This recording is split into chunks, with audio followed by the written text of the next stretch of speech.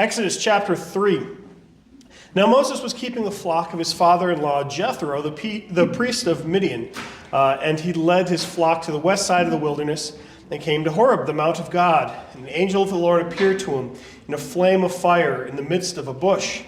He looked, and behold, the bush was burning, yet it was not consumed. And Moses said, I will turn aside to see this great sight, why the bush is not burned. When the Lord saw that he turned aside to see, God called out to him out of the bush. Moses, Moses, he said. Here I am. Then he said, do not come near. Take your sandals off your feet, for the place which you are standing is holy ground. And he said, I am the God of your father, the God of Abraham, the God of Isaac, the God of Jacob. And Moses hid his face, for he was afraid to look at God. All right, so a couple of things going on here. First of all, Jethro is a great name for somebody in the Middle East. You think of, who was that? He's Beverly Hillbillies. Was that the dad in Beverly Hillbillies? Yeah. The son, yeah, Jethro and Billy Bob, and yeah, so yeah, Moses, son-in-law of Billy Bob. So Moses goes out in the wilderness. Moses marries a woman outside in the wilderness, and he's gonna basically live his own life apart from the Israelites, apart from the Egyptians. He left all that nonsense behind him. He's living on his own as a shepherd now. One time, as he was keeping the flock, it says he's on Mount Horeb. And an angel of the Lord appeared to him in a flame of fire out of the midst of a bush. This is one of those times when you have the phrase an angel of the Lord or the angel of the Lord is referring to God himself. So this is why we'll often argue that the angel of the Lord, like Michael, is actually God himself. So in this case, God is speaking out of a burning bush. It's regarded as the angel of the Lord, and then it says that the Lord himself spoke out of the bush. Moses is going to get near to the bush, but he can't. He's supposed to take off his sandals because what he's standing on is holy ground. This idea that we have, we do come up with a lot of superstitions about, what to do around holy things, how to behave in church, how to dress in church, how to approach the altar, for me, how to behave when I'm up at the altar, things like that. And for a lot of people, when they come in, they can see these things and say, why make this whole big superstitious mess out of things? Just come to church and in a sleeveless shirt and basketball shorts and Cheeto stains all over, and why make a big deal about it, right? The Bible never says that you have to dress nice for church, or you have to behave a certain way, or be quiet in the pews, or be reverent when you're being a pastor. But you do have a pattern that happens in the Bible, and you'll see this here, but you'll see this later on when God specifically prescribes behaviors of priests and things that you're allowed to do and not to do in the temple, things like that. But you have this idea that this is a God thing, that regarding something as sacred, as special, treating it gently, treating something as holy ground, behaving a little bit differently, dressing a little bit differently when you're interacting with holy things. Now, this is not going to be literally, God speaking out of a burning bush. This is not going to be the Ark of the Covenant that if you touch it and you're not supposed to, you die. But to a degree, we still do carry on this tradition that God came up with of treating area where holy things are going on as special, as sacred ground. In the United States, I believe that there's actually laws. I think they're called the sanctuary laws, if you've heard of them.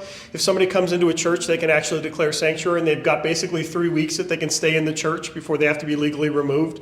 Yeah, it's weird. It's rare that it ever happens and people aren't familiar with it, but there, at least in Europe, this was one of the things that happened, claiming sanctuary within a church. There's a couple of good fiction stories. I think The Hunchback of Notre Dame includes that law as well. Sanctuary. As well as in the Bible, I forget who it is, comes up and grabs onto one of the horns of the altar, and it's called one of the mercy horns or something like that. So as long as you're touching the mercy horn of the altar, you can't be touched by the law, that sort of thing. So there is this concept of in the church, in the temple, in a cathedral, in whatever, that it should be regarded with a degree of dignity, with a degree of special care, that you wouldn't treat it as though it's any other building, it's any other thing going on. Something special is happening here. This is one of the reasons why we don't have, concerts and as beautiful as jazz music is, and bands and stuff like that. We don't have a rock and jazz band up here at the altar, with a projector screen blocking the cross. These things can be good, but this is reserved for a special place. This is reserved for special stuff that's going on here. And we want to regard that in how we decorate the church and how we have, beautiful colors and flowers and how we behave in church, how we dress in church, things like that. All right, let's see. So in this case, take off your sandals, for the place on which you are standing is holy ground. So because God is present there, that's what makes the ground holy. It's not a magical place in itself, although mountains were traditionally regarded as the place where you go to talk with God. Elijah goes up on a mountain, talks with God. Moses talks with God later on. This is Jesus when he goes up on the mountain for the transfiguration, for the mountain for the ascension. He goes up on the mountain for the crucifixion. These are all things that happen, special things happen with God on mountains. How many years was Moses in Midian? Let me see if it says this here. It seems like I remember a number, but he was, I think, in the 70s when he went back here? I think it says... It says later on, I think it says his age when he goes back. And I think we deduce from his age when he goes back how long he's been there. It doesn't say right here, but he's no longer, by the time he goes back to Egypt, he's no longer a young man. The Charlton Heston depiction, I would say, is accurate in this case. And I don't know what the age was when he left Egypt. Right. Well, when he left Egypt, it says Moses had grown up. It says when he had grown up.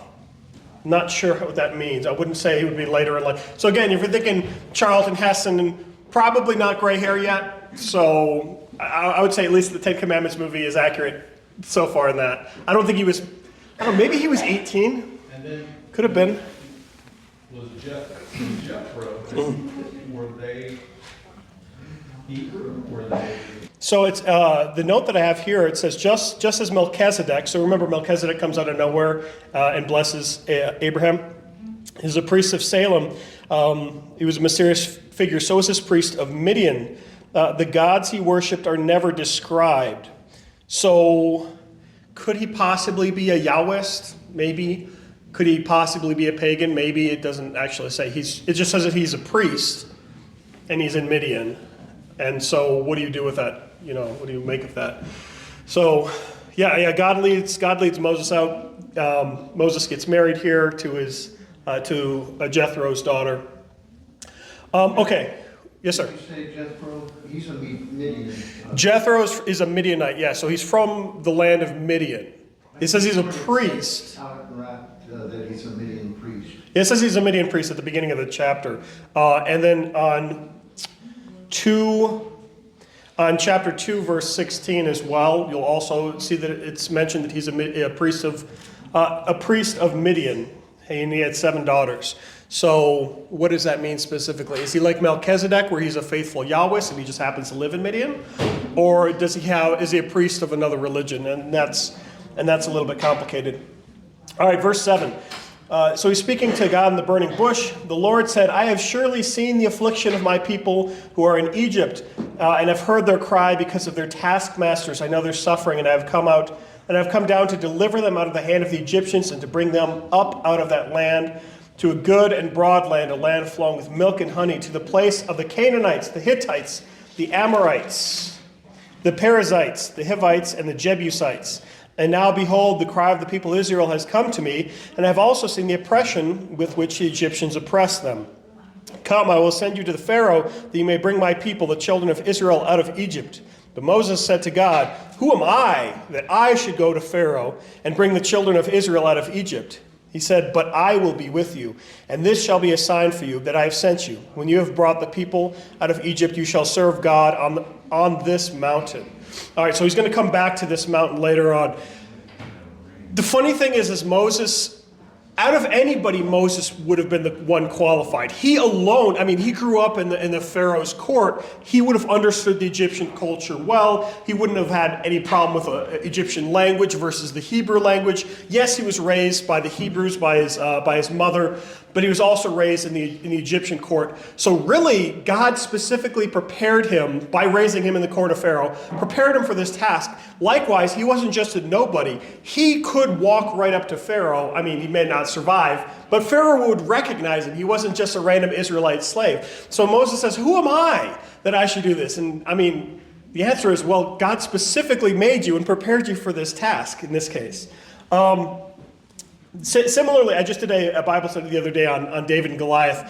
Who is David to kill Goliath? Well, God prepares David to kill Goliath. David killed bears and lions and tigers, oh my, and then God brings him Goliath the giant to kill. So in these cases, God does actually prepare people with specific skills and abilities that he uses later on. So Moses being a shepherd for a while. That'll come in later when he has to shepherd people around. But him being a shepherd is not what prepared him so much to talk to Pharaoh, but him maybe being raised in the court of Pharaoh was.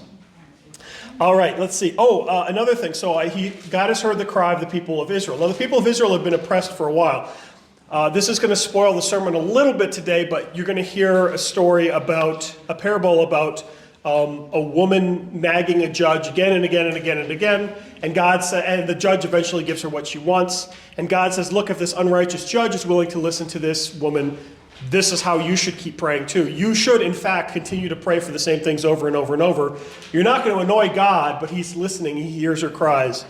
So even though it takes a while from our perspective for God to save the Israelites from Egypt, God does hear the cries of the Israelites that continue to ring out. They didn't give up and say, well, God isn't coming. Guess we'll just, pretend there is no God. Verse 13, then Moses said to God, if I come to the people of Israel and say to them, the God of your fathers has sent me, and they ask me, what is his name? What shall I say? God said to Moses, I am who I am, otherwise known as Yahweh. And he said, say this to the people of Israel, I am has sent you. God said to Moses, say this to the people of Israel, the Lord, the God of your fathers, the God of Abraham, the God of Isaac, the God of Jacob, has sent me to you. This is my name forever, and thus I am to be remembered throughout all generations. Go and gather the elders of Israel together and say to them, the Lord, the God of your fathers, the God of Abraham, the God of Isaac, the God of Jacob, has appeared to me, saying, I have observed you and what is done to you in Egypt, and I promise that I will bring you out of the affliction of Egypt, to the land of the Canaanites, the Hittites, the Amorites, the Perizzites, the Hivites, the Jebusites, the land flowing with milk and honey. And they will listen to your voice. You and the elders of Israel shall go to the king of Egypt and say to him, the Lord, the God of the Hebrews, has met with us. And now please let us go a 3 days journey into the wilderness, that we may sacrifice to the Lord our God. But I know that the king of Egypt will not let you go unless compelled by a mighty hand. So I will stretch out my hand, and I'll strike Egypt with all the wonders that I will do in it. After that, he will let you go, and I will give this people favor in the sight of the Egyptians. When you go, you shall not go empty, but each woman shall ask of her neighbor, and any woman who lives in her house, for silver and gold jewelry, for clothing. You shall put them on your sons and your daughters, so you shall plunder the Egyptians. So remember that God is the one who made the Egyptians rich in the first place. They had, however big of a country they had, when he brings Joseph into the land of Egypt, he makes them immensely wealthy, not just with their land, but with all the treasures that the people are giving to pay for food during the famine. So God is the one responsible for the wealth of the Egyptians in the first place.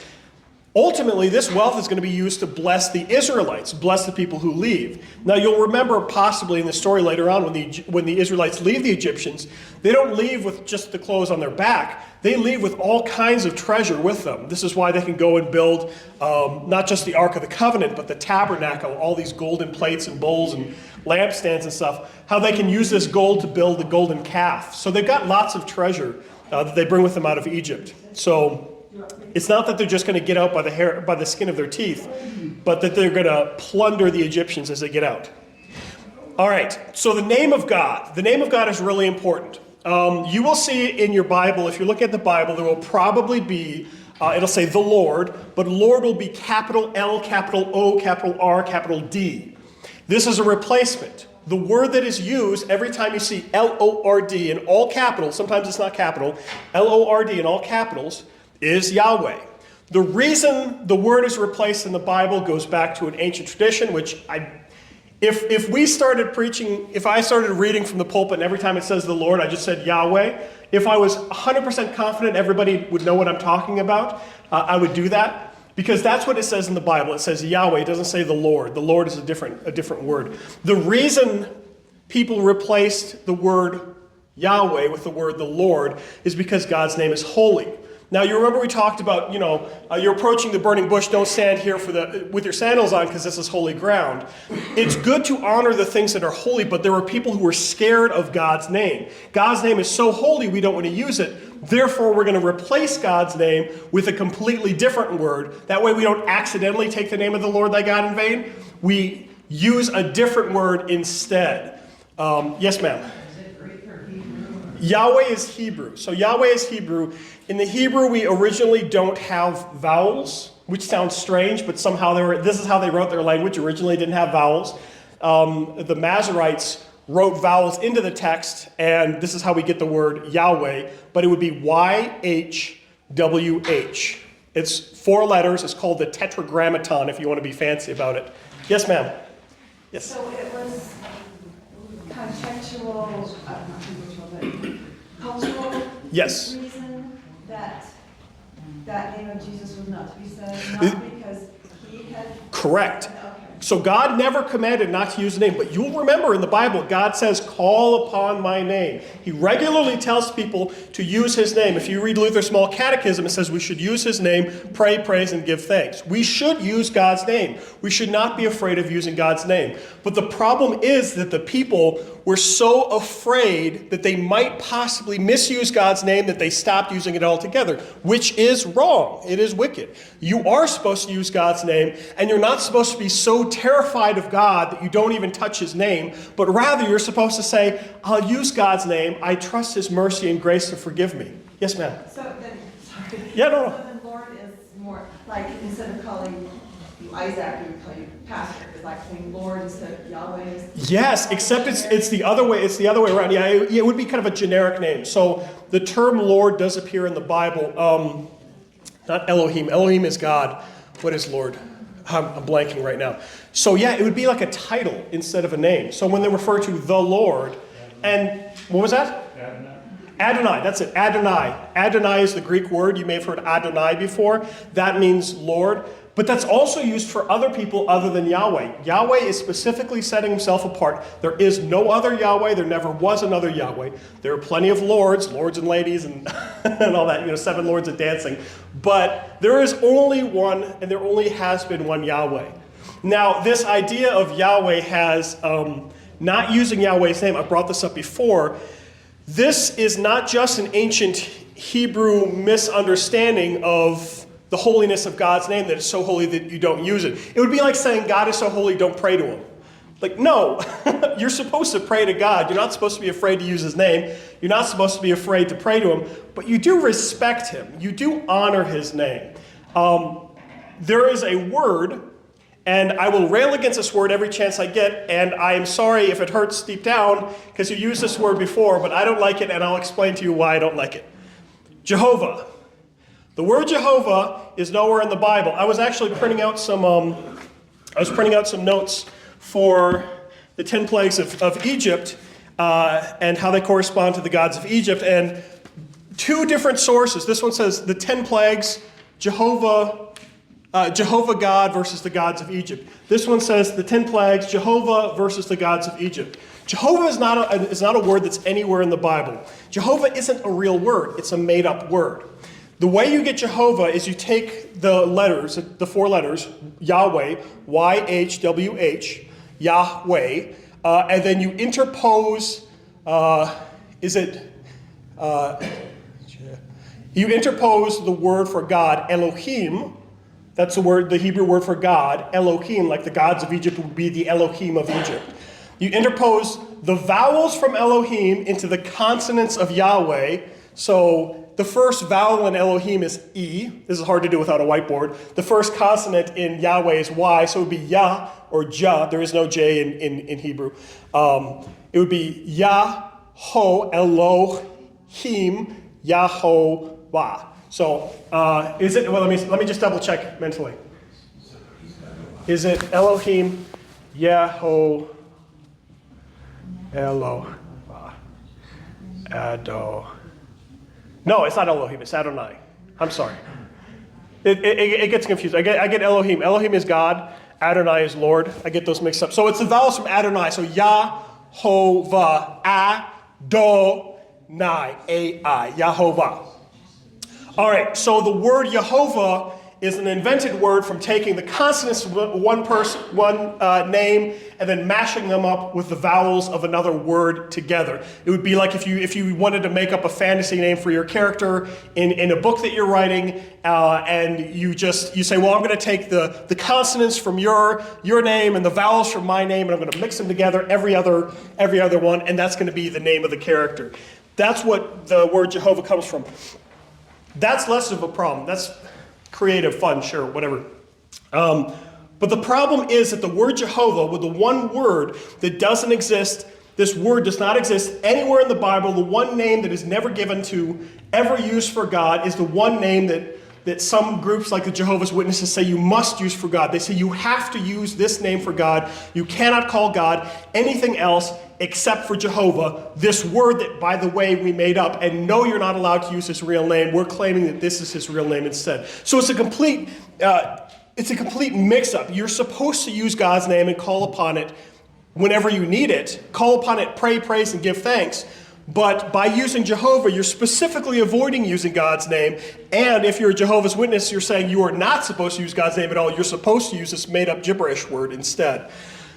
The problem is that the word Jehovah, the made-up gibberish word Jehovah, has been used so frequently in our society that many faithful Christians use it, not knowing it's not a real word. You'll see all this Jehovah Jireh, Jehovah this, Jehovah that, and a lot of times, it's usually, American evangelicals, Christians will talk about Jehovah as though this is just a word in the Bible that you can find in the Bible. It's just such a common word. I forget, there's a term for when somebody screws up how to pronounce a word, but that pronunciation becomes so common that everybody uses it now. It's basically that. So the word Jehovah is not a word that I use ever from the pulpit. It's not a word that I use when I'm praying. It's not a word that I use when I'm preaching, because it's not a word that's ever used to describe God in the Bible. Now, I'm okay with referring to God as the Lord in the Bible. The tradition behind it, I don't fully agree with, but I understand it. And we're so used to hearing the word the Lord instead of Yahweh that I'm okay with that. But specifically creating a word to avoid using God's name, I'm not okay with that. Because God is the Lord. God is not Jehovah. There is no Jehovah. Jehovah's not blah, blah, blah. That's Jehovah. It's gibberish. Yes, ma'am. So there's no current word for Yahweh? Like, would it be appropriate for us to say Yahweh now? You could say Yahweh now. Absolutely. Yahweh is the name of God. In fact, specifically, God says here that it's his name forever. Now, what's important? That's not like language. That's not what it would be in a You're right. So like Jesus is the Greek, Jesus is the English version of the Greek Yeshua. Yeshua is the Greek version of the Hebrew Joshua. Or Greek would be Jesus, Hebrew would be Yeshua or Joshua. So there is no translation of Yahweh. I mean, you could say I am. So when Jesus says before Abraham was, I am, he's literally saying that's who he's claiming to be. The Hebrew would be Yahweh. The Greek would be ego, eimi, spelled E-I-M-I, ego, eimi. Jesus, you've heard of the seven I am statements of Jesus. Have you heard of this before? I am the vine, I am the door, I am the way, the truth, and the life. Before Abraham was, I am. So Jesus does this on purpose. It's not that Jesus has bad grammar, but he specifically uses these statements, these I am statements, to say, hey, you remember Yahweh? That's me. That's specifically me. I'm not just a God, a Lord. I am. That's what the word ego, eimi is. Ego is I'm. Eimi is I am. So he's not saying I'm. He's saying I am. I am. So either Jesus is really bad with grammar, or he's specifically claiming to be Yahweh of the Old Testament. So if you're wondering, the English word would be I am. It can be confusing. In Hebrew, a lot of times they use phrases as names. But yeah, so anyways. So we should do our prayer through Yahweh instead of Yes. through Jesus or through God. Absolutely, yeah. You can say, dear Yahweh. Yeah, there's absolutely nothing wrong with that. Yeah, you could say, you could pray to the Father, you pray to, So yeah, you can do that. You could say, Dear God, even though God, you could say, oh, God is the title. You could say, Dear Lord, Heavenly Father, Mighty Counselor, Almighty God, any of these things. Dear Yahweh, Yahweh is his name though. Yahweh is specific in that it is the name of God. Another variation on Yahweh. So Yahweh means I am. I am is present tense, first person present tense. I was would be past tense. I will be would be future tense. So when he says I am, and he takes this present tense and he applies it to all of history, before Abraham was, past tense, I am, Jesus says, present tense. So Jesus is present, God is present tense in the past, God is present tense in the future, God is present tense in the present. It blows our mind because it doesn't make sense, but this is God talking about his eternality. It's not like there was a past God and God is different now, but rather I am the same yesterday, tomorrow, and today. There's another way to read this phrase, I am.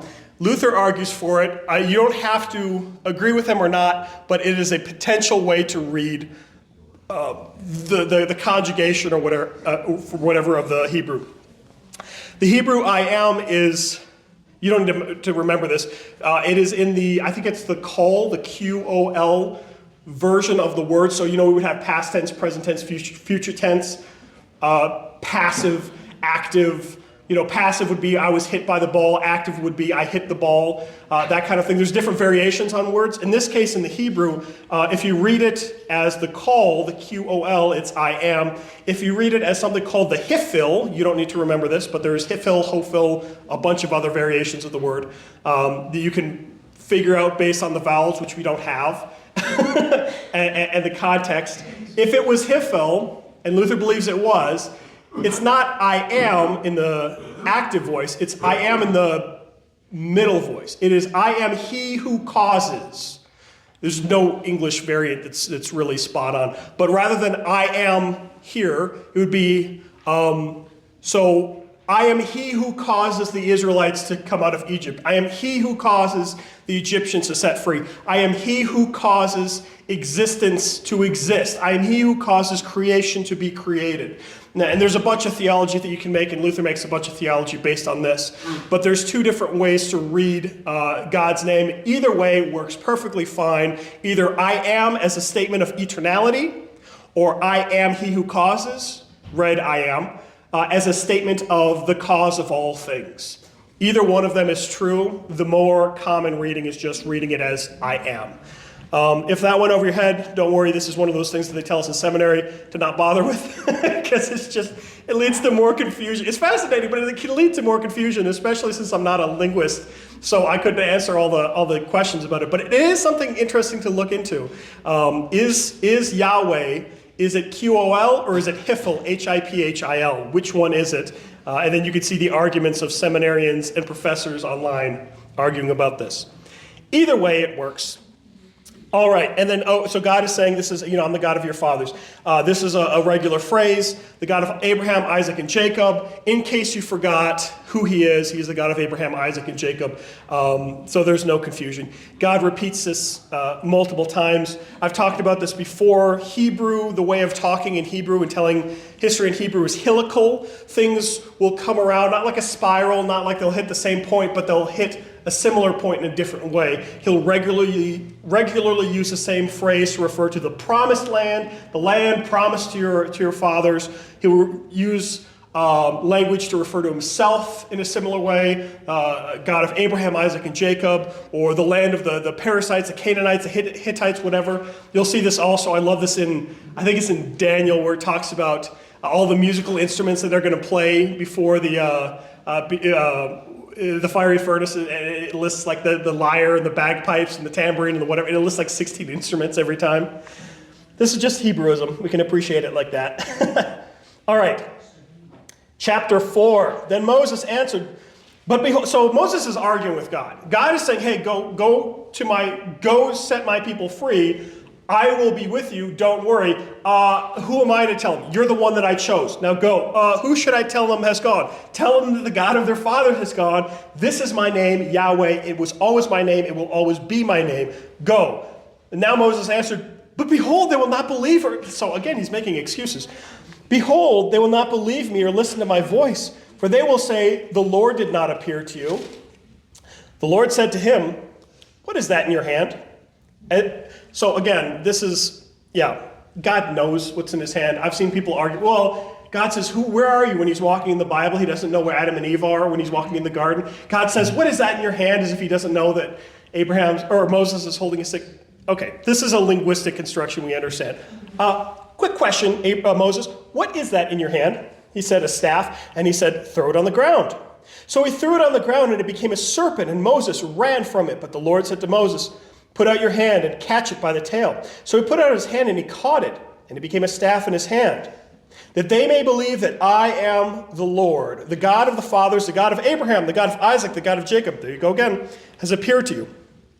Again, the Lord said to him, put your hand inside your cloak. And he put his hand inside the cloak. And when he took it out, behold, his hand was leprous like snow. Then God said, put your hand back inside your cloak.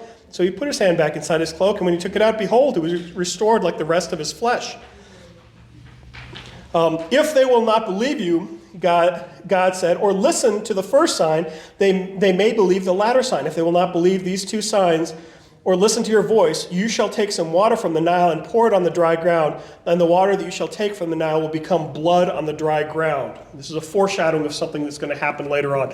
Now, God does a couple of interesting signs here. The first sign that he does, the way to prove that he is who he is he takes something inanimate and he turns it into a living thing. This is one of the first things that he does in all of creation, is when he takes Adam, he doesn't make Adam out of a monkey or another living thing, but he takes Adam and makes him out of the dust of the ground. He takes a serpent and makes it out of a stick. Maybe it was a tree at one point, but an inanimate object is turned into, he brings life to an inanimate object. He also... Is that a foreshadowing of what's to come with the Pharaoh's magicians? It is, yes. So that's exactly what he's going to use with Pharaoh's magicians. Is it's going to be this contrast of look what God can do. Now the magicians can do miracles. Now it isn't just saying that they do a magic trick in the sense of an illusion, but there is actually the demonic ability to do miracles, to do signs and wonders, to do actual signs and wonders. It's limited, unlike God's power, though. And you'll see this in the contrast of what happens with Moses' snake and what happens with their snake. But so the first thing he does is he takes something inanimate and turns and creates life out of something inanimate. The second thing that he does is he takes a disease and he heals it. So there's leprosy, this incurable disease at this point, and he heals it, and it's a perfect kind of healing. And the third thing that he does is he takes water and he turns it into something that water never turns into. Water turns into blood in this case. And this is also a foreshadowing of what's going to happen later on. So he has this pattern of miracles that he's setting up for Moses to do. All right, Exodus chapter 4, verse... Where are we now? Verse 10. I love how this verse begins with, but Moses said. So God says do this, but Moses said. God said do that, but Moses said. So he's got a laundry list of excuses. Yes, ma'am. So it seems like he was trained and he got both the Hebrew and the Egyptian. Yes. He didn't have his leadership skills yet, and he didn't have that confidence. Right, and how does God teach the leadership? By experience. And he's got, in terms of shepherding, like, oh, you dumb sheep, and hitting them with sticks and keeping them in line. But that's not the same thing as teaching them as he would have to do when he received the laws from God.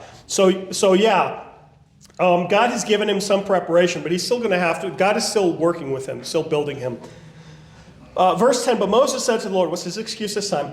Oh, my Lord, I am not eloquent, either in the past, since you have spoken to your servant, but I am slow of speech and of tongue. Sometimes some translations say that I have a stutter. Then the Lord said to him, who has made man's mouth? Who makes him mute or deaf or seeing or blind? Is it not I, the Lord? Now therefore go, and I will be with your mouth and teach you what you shall speak.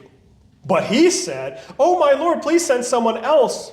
Then the anger of the Lord was kindled against Moses, and he said, Is there not Aaron, your brother, the Levite? I know that he can speak well. Behold, he is coming out to meet you, and when he sees you, he will be glad in his heart. You shall speak with him and put the words in his mouth, and I will be with your mouth. I will be with your mouth and with his mouth, and I will teach you both what. And I will teach you both what to do. And he shall speak to the people, and he shall be your mouth, and you shall be as God to him. And take in your hand this staff, which you shall do these signs. So Moses' excuse. Well, I can't talk so good. You know me, I don't talk so good. I'm just poor Moses. Who am I, God? And God's like, okay. That's enough. First of all, I'm the one who made mouths. I'm the one who knows how they work, and I can make your mouth work perfectly fine. If that's your complaint, I can handle it. Second of all, if you want to be such a baby about it, take Aaron, because I know you know he speaks really well. Take him with you. I'll tell you what to say. You tell him what to say. He'll tell the Pharaoh what to do. Are we good? Are you done with excuses yet, Moses? So it's interesting that this relationship builds up between God and Moses, and it's a special relationship.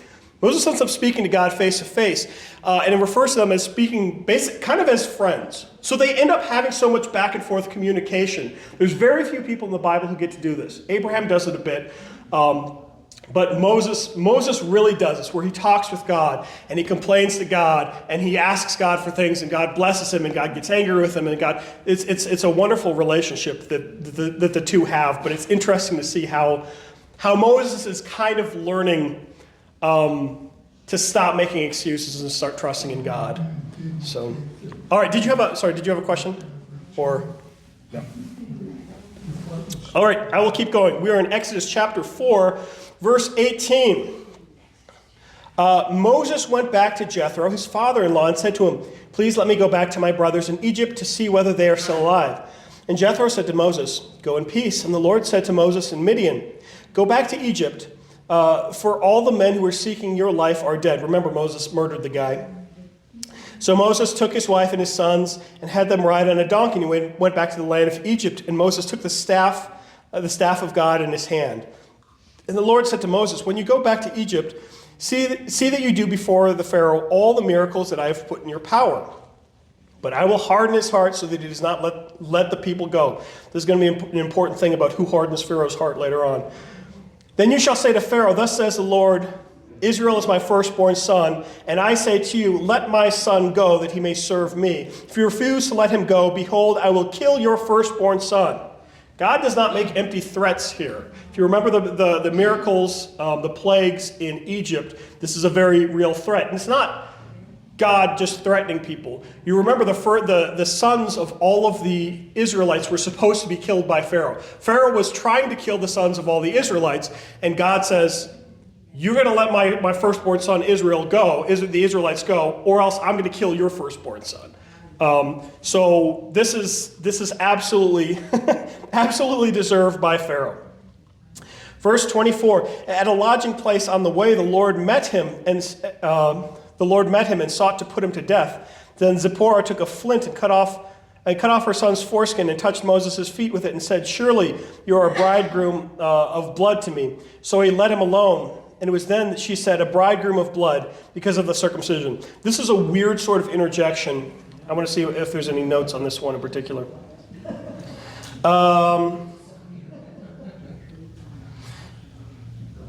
Okay.